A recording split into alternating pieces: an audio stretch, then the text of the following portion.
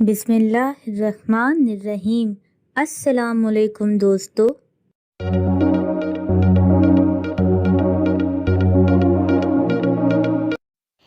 آج کا سوال یہ ہے، وہ کون سا ملک ہے جہاں ننگے چلنے والے کو سزا ملتی ہے؟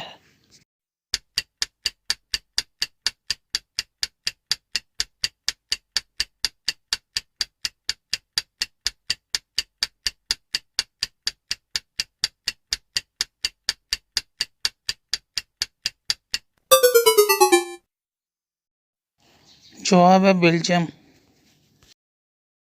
اس ویڈیو کو لائک کریں، ہمارے چینل کو سبسکرائب کریں اور بیل آئیکن ضرور پریس کریں ہماری نیو ویڈیو سب سے پہلے دیکھنے کے لیے۔